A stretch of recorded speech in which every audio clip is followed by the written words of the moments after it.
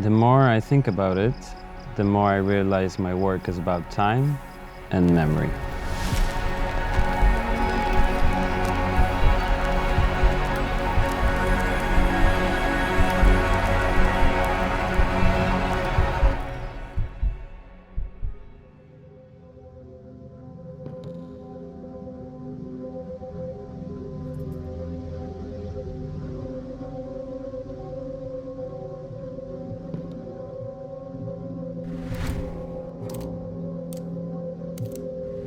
I started making this material by combining waste flowers that no one wanted anymore from flower shops or from people's gardens and giving them a new life.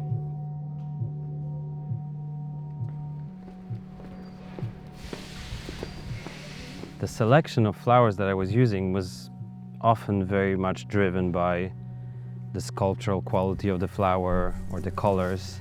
And the more I was working with them, the more I realized that the way that I assemble them, the way that I compose them, is much more about what I have in mind.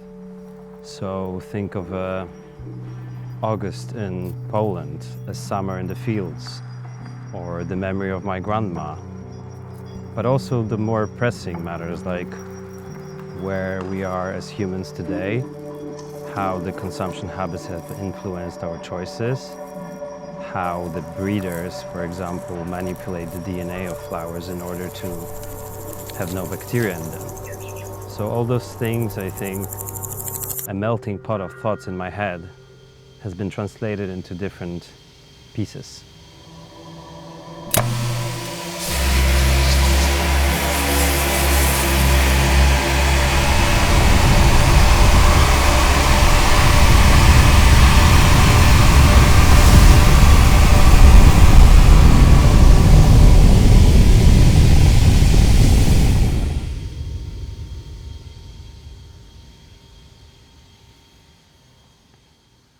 I chose the vase because this is I think, best representation of an archetype of what we collect. And we've been collecting vases from early Chinese porcelain to William Morris's florally ornamented vessels. And vessels tell stories. My vases tell the stories of my memories. I wanted to capture the memories of my childhood, my upbringing, who I am as an artist and designer, but also the condition of flower industry, what flowers represent today, and what they mean to us.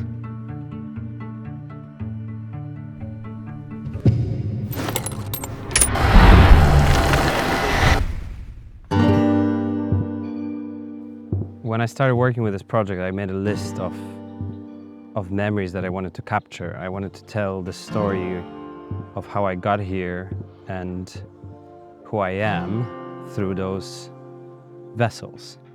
So I chose a universal shape, but what's inside is each time completely unique.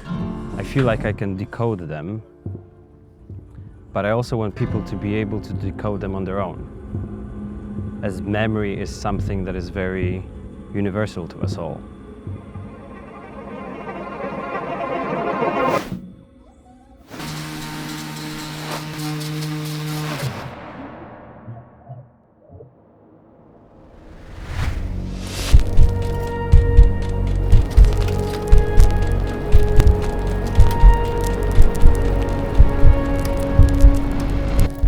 I don't want those pieces to be about the flowers per se. I also don't want these pieces to be about the function only. I really care about the story that goes into each piece. And part of the story is the people that make it.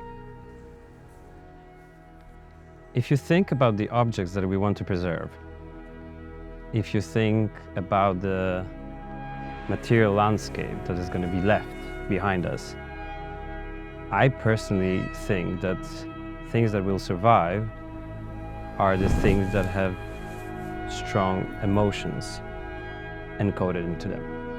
And those emotions, they have to be translated through the maker. through the thinker, through the artist. We constantly try to battle what we know and where we come from, but also where we're going. So for me, being able to work almost like an alchemist with these materials and show different possibilities, to show the whole unnatural practice about them, is something that I really enjoy.